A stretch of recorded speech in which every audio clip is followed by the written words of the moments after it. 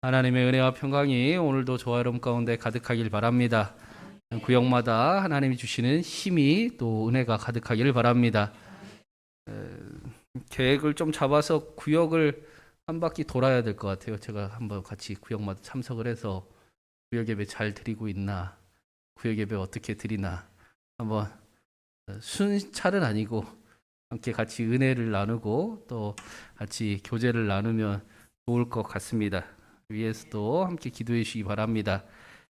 그 디모데후서를 우리가 읽을 때 반드시 기억해야 될 사실이 한 가지 있는데, 그건 바울이 마지막 인생의 순간에 이 편지를 썼다라는 겁니다. 그러니까 바울이 이 편지가 마지막 서신이기도 하고, 또 디모데후서 마지막에 내가 달려갈 길을 마쳤다.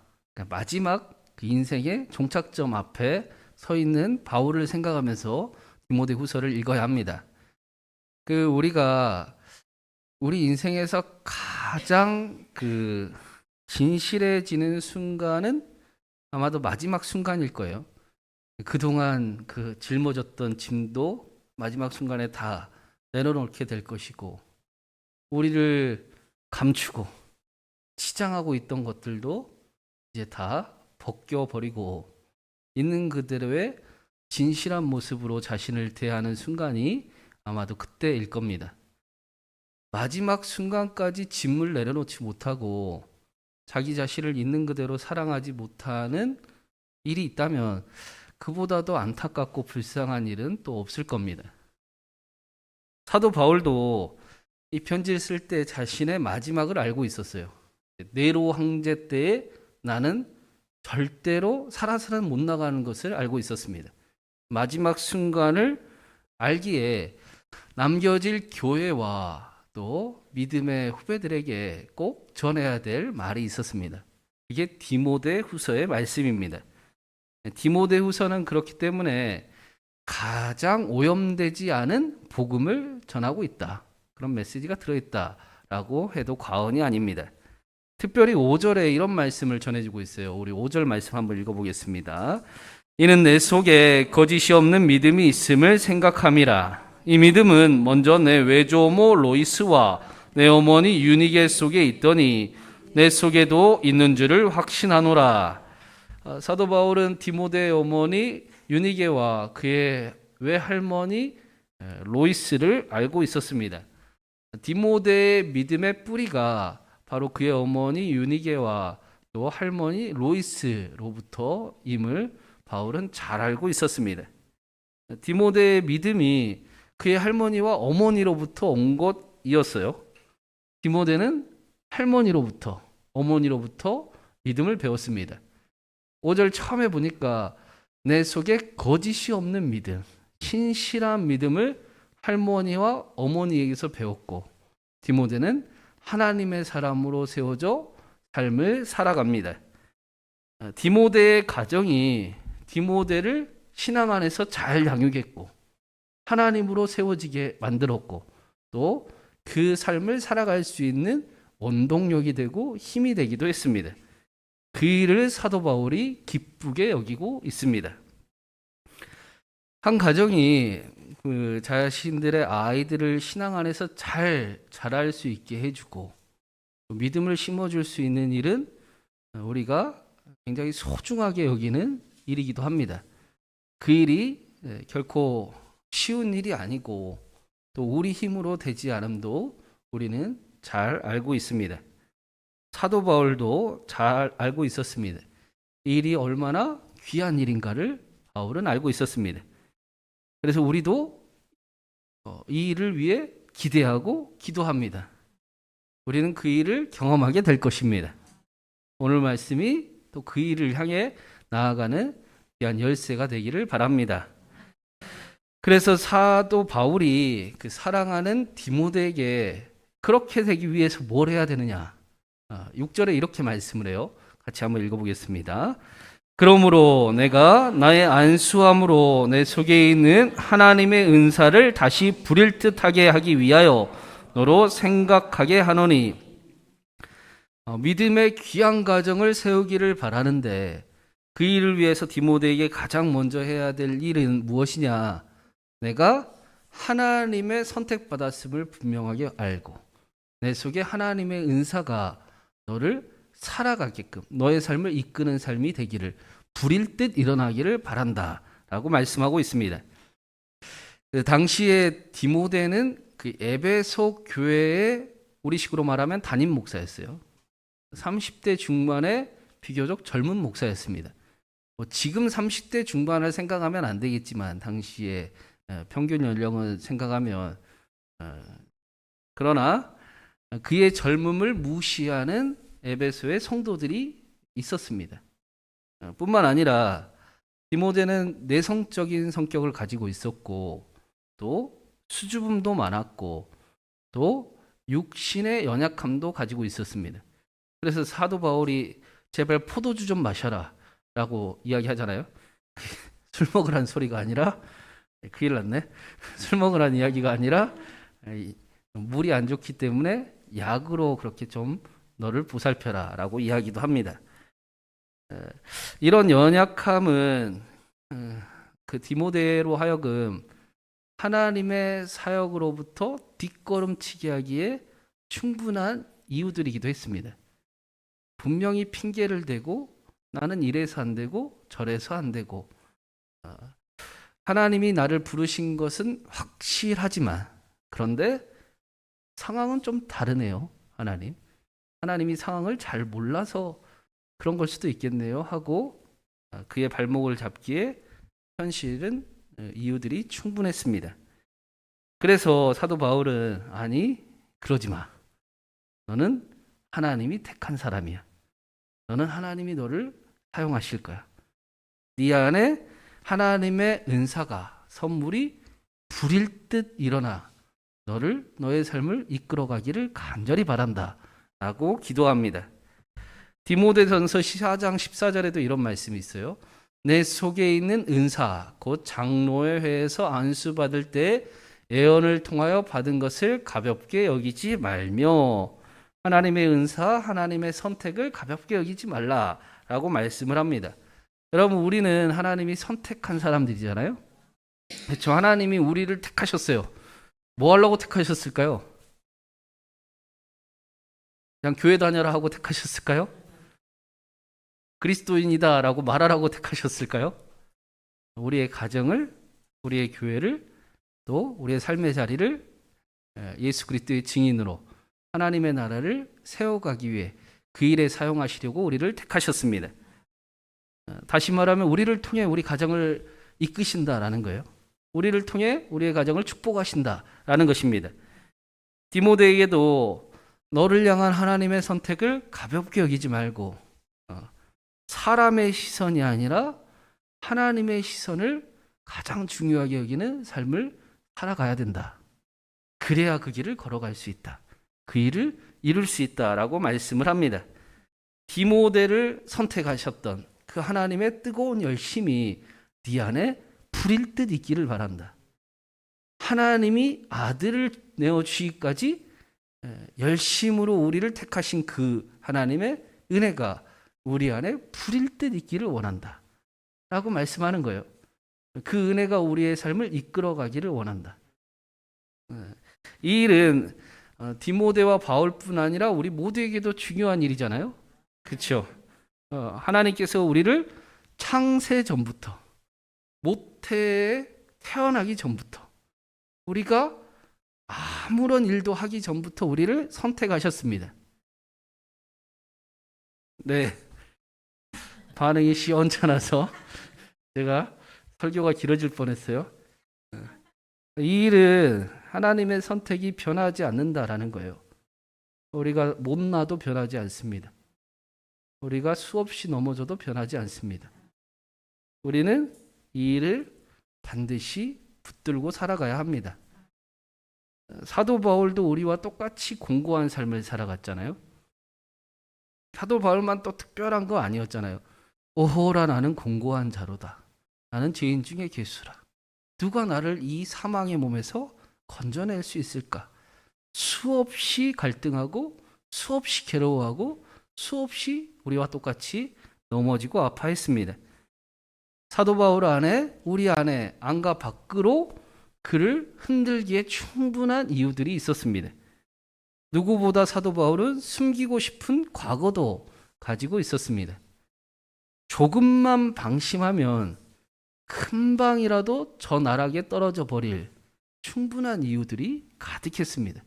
우리와 똑같았습니다. 그래서 사도 바울이 7절에 이렇게 말씀을 합니다. 우리 7절도 한번 읽어보겠습니다. 하나님이 우리에게 주신 것은 두려워하는 마음이 아니요 오직 능력과 사랑과 절제하는 마음이니. 여전히 우리는 육신의 몸을 입고 이 땅을 살아가기에 연약함과 넘어짐과 죄로 인해 우리는 두려움을 얻습니다. 그러나 우리의 실수와 실패가 우리를 주눅들게 할 때가 많고 저 나락으로 우리의 심령을 곤두박질 치게 만들 때도 있지만 변화가 가득한 세상에 미래가 도무지 한치도 알 수가 없어 걱정과 염려만 가득할 때도 많지만 그러나 우리에게는 하나님의 사랑을 확실히 알게 해주신 예수 그리스도가 계십니다. 예수 그리스도를 통해 우리에게 주신 마음은 두려워하는 마음이 아닙니다. 우리를 다시 일어서게 하는 하나님의 구원이요 하나님의 능력입니다. 낙심하고 실망할 일 가운데서도 하나님을 향해 소망을 갖게 하는 하나님의 사랑입니다. 우리를 우리의 생각보다 훨씬 더 사랑하시는 그 하나님의 사랑과 능력 앞에 나도 하나님 기뻐하는 삶 살아가고 싶습니다 하는 절제입니다. 우리는 복음을 율법으로 만드는 신기한 재주를 가지고 있습니다. 숨기고 감추고 해결하지 못하는 일들을 우리가 해결할 수 있는 것처럼 여기는 교만함도 가지고 있습니다. 두려움 가운데 억지로 하루하루 혼자 애쓰며 살아가는 미련함도 가지고 있습니다. 그러니 그 두려움을 이제는 벗어버리고 하나님이 우리에게 주신 마음은 두려워하는 마음이 아니니 하나님의 능력과 하나님의 사랑과 하나님을 사랑하는 절제를 가지고 하나님과 함께 살아가야 한다라고 말씀합니다. 우리가 수없이 낭망할 때가 많죠. 잠깐 한눈 팔면 저 나락에 떨어져 있는 내 마음을 우리가 다시 건져야 할 때가 많은데 그럴 때마다 우리에게 하나님이 주신 마음은 절대로 두려워하는 마음이 아니고 하나님의 능력과 하나님의 사랑과 하나님의 절제임을 우리가 항상 가슴에 품고 또 확신할 수 있기를 바랍니다. 이 일은 디모데 개인의 일이기도 하지만 문맥으로 보니까 교회를 세우는 일이었어요. 더 나아가면 교회를 세우는 일이 가정을 세우는 일이었습니다. 우리 스스로를 지키는 일이 교회를 지키는 일이 됩니다. 교회를 지키는 일이 가정을 지키는 일이 됩니다. 아이들이 교회를 가장 쉽게 안 나오게 하는 방법이 뭔지 아십니까, 여러분?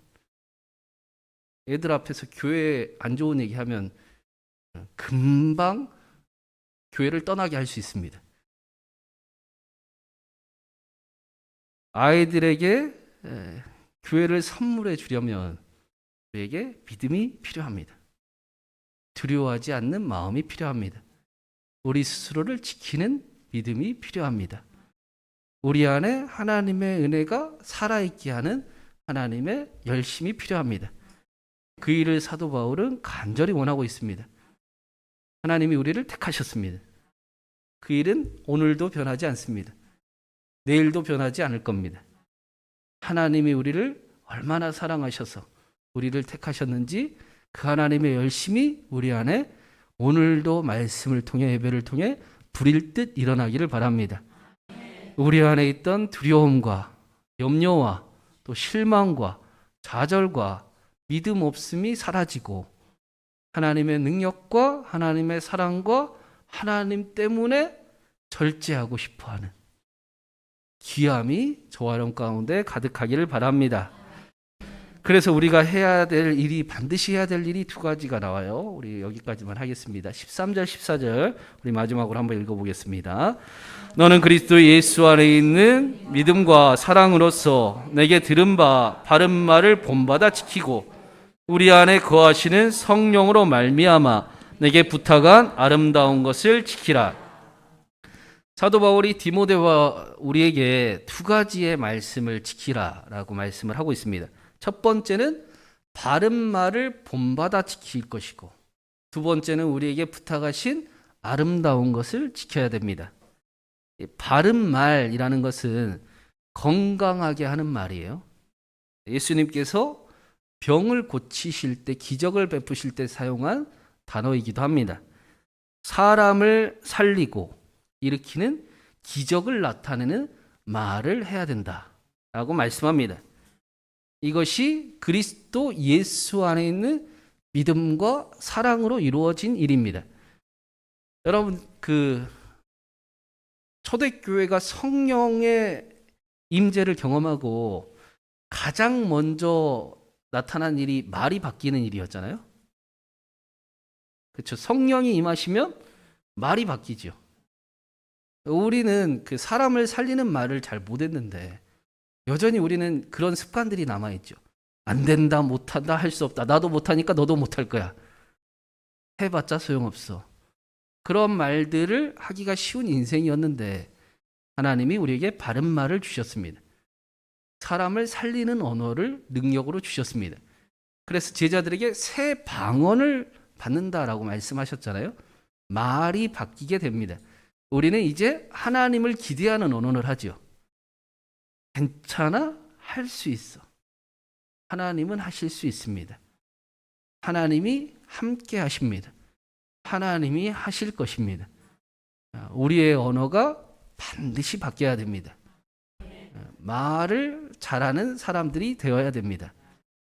제가 생각난 이야기가 엊그제 안나하고 우리 가족들이 저녁 식사하는데 안나가 저녁밥을 이제 다 먹었나 봐요. 물을 항상 이렇게 달라고 해서 떠주는데 물을 이렇게 식탁에다 슉 붓더라고요. 그래서 이렇게 하더라고요. 제가 옆에서 항상 저보고 옆에 앉으라고 하거든요. 그러니까 물이 막 다 튀어요, 저한테. 근데 드는 생각이, 그래, 스트레스 풀어라. 이제 앞에 어머니하고 저희 아내하고는 이제 왜 말리지도 않는가 했겠죠. 물어보길래, 아니, 안나는 이것도 잘 못 해본 것 같아서, 시켜준 적이 별로 없는 것 같아서 스트레스 좀 풀라고 가만히 냅뒀다라고 이야기를 했는데, 우리의 언어가 좀 바뀌지요. 네. 바뀌어도 되겠습니다. 그렇죠? 너무 피곤하게 살 필요는 없겠습니다. 좀 여유롭게 하나님이 우리에게 계시니 조금 천천히 가도 되고, 오히려 그거보다 복되게 가는 것이 훨씬 더 우리에게도 복됩니다. 그래서 우리는 바른 말을 반드시 지켜야 됩니다. 말들이 많이 바뀌고 있잖아요. 우리 교회에는 막 안 된다는 말 잘 안 하잖아요, 이제. 그렇죠. 안 한다는 말도 안 하잖아요. 못 한다는 말도 안 하잖아요. 아멘. 네. 두 번째로 우리가 해야 될 것은 우리에게 맡겨진 아름다운 것을 지키는 것입니다.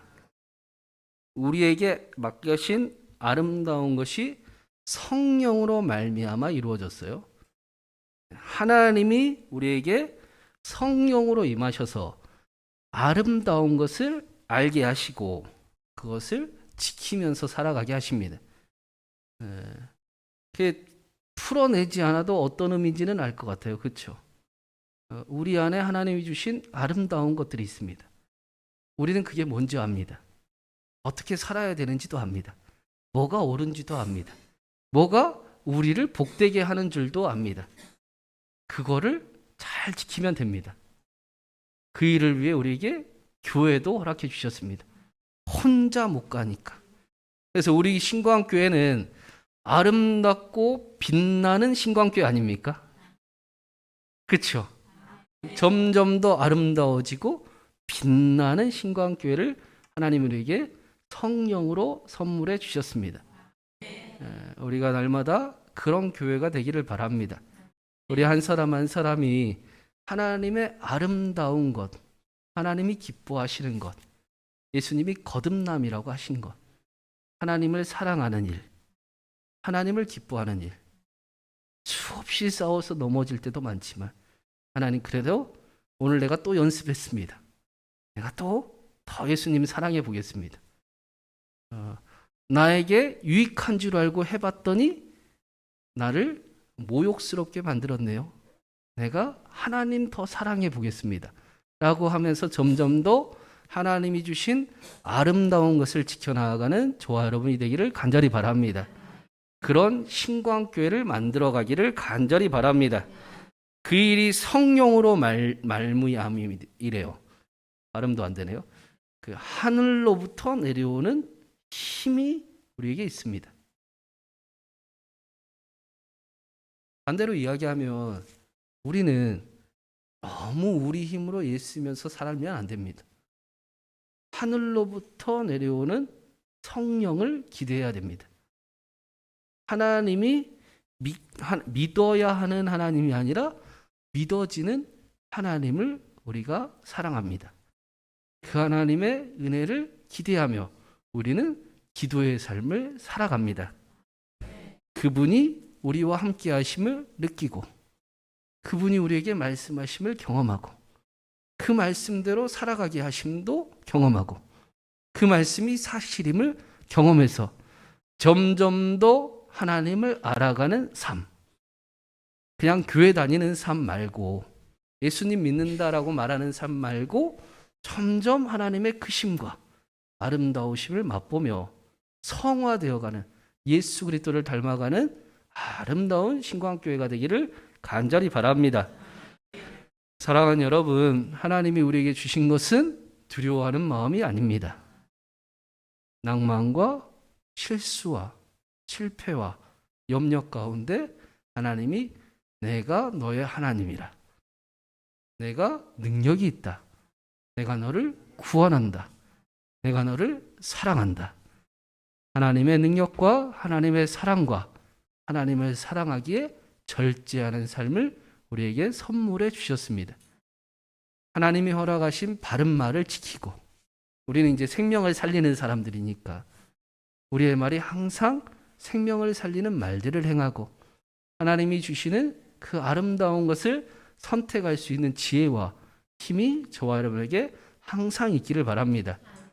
우리 마음 안에 하나님의 은사가 불일 듯 일어나서 하나님 나는 하나님 사랑할 거예요.